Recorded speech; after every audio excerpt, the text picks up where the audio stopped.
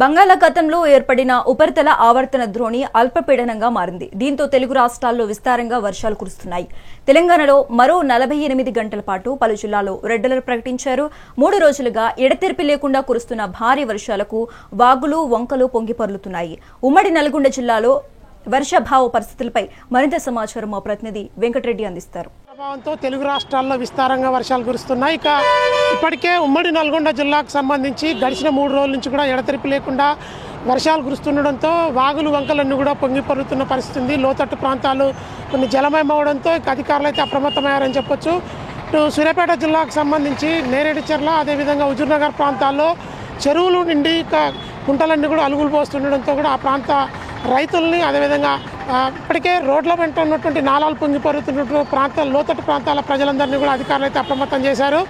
ప్రస్తుతం మరొక 72 గంటల పాటు వర్షాలు అధికంగా వస్తాయని వాతావరణ శాఖ చెప్పిన నేపథ్యంలోనే ఇటు తెలంగాణ రాష్ట్ర ప్రభుత్వం కూడా ఇటు 72 గంటల పాటు అలర్ట్గా ఉండాలంటూ ఇటు ఎన్డీఆర్ఎఫ్, ఎస్డీఆర్ఎఫ్ బృందాలతో పాటు ఇటు రెవెన్యూ, అదేవిధంగా జిల్లా కలెక్టర్ని కూడా కమాండ్ కంట్రోల్ రూమ్తో అనుసంధానం చేస్తూ కూడా ఇటు వీడియో కాన్ఫరెన్స్ ద్వారా ఎప్పటికప్పుడు అప్రమత్తంగా ఉండాలంటూ సూచనలు జారీ చేసింది. ఈ నేపథ్యంలోనే ఇటు నల్గొండ జిల్లాతో పాటు యాదాద్రి భువనగిరి జిల్లా, సూర్యాపేట జిల్లాలో ఉన్నటువంటి పలు ప్రాంతాల్లో భారీ వర్షాలు కురుస్తాయని చెప్పి ఐఎండీ హెచ్చరికల నేపథ్యంలోనే రెడ్ అలర్ట్ కూడా ఉమ్మడి నల్గొండ జిల్లాకు జారీ చేయబడింది.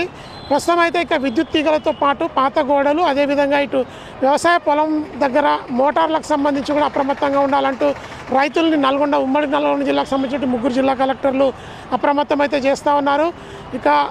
రేకుల షెడ్లకు సంబంధించి, అదేవిధంగా మూగజీవాలు అవసరం లేని చోట్ల మత్స్యకారులు కూడా ఎవరు కూడా చేపల వేటకు వెళ్ళొద్దంటూ కూడా ఆదేశాలు అయితే జారీ చేశారు.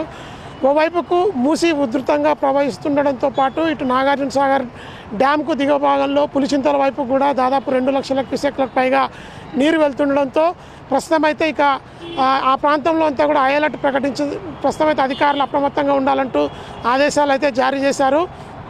మరొక 3 రోజుల పాటు వ్యవసాయానికి సంబంధించిన పనులన్నీ కూడా జాగ్రత్తగా చేసుకోవాలంటూ రైతులకు సూచించిన నేపథ్యం కూడా ఉంది. ఇటు మూసీ నది నుంచి వరద ఉధృతి హైదరాబాద్లో కురిసినటువంటి భారీ వర్షాలకు ఎక్కువగా వస్తుండడంతో కూడా దాదాపు 8 గ్రామాలకు రాకపోకలన్నీ కూడా పూర్తి స్థాయిలో నిలిచిపోయిన పరిస్థితి. మరొక వైపుకు కొన్ని చోట్ల చెట్లన్నీ కూడా విరిగి రోడ్లపై పడడమే కాకుండా వాగులు, వంకలు పొంగి పొర్లుతున్న ప్రాంతాల్లో, లోతట్టు ప్రాంతాల్లో అన్ని స్కూళ్ళు, కాలేజీలు, అదేవిధంగా గ్రామాల్లో ప్రజల ఇళ్లలో కూడా నీళ్లు చేరిన పరిస్థితి అయితే ఉంది.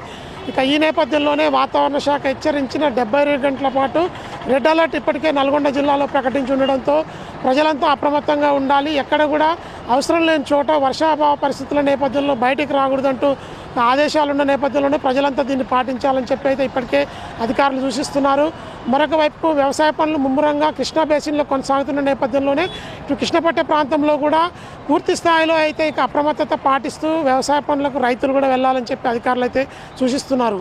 ఇది ప్రస్తుతం నల్గొండ జిల్లాలో రైన్కి సంబంధించినటువంటి తాజా అప్డేట్. విజువల్ మధుతో వెంకటరెడ్డి, మెగా 9 టీవీ, నల్గొండ.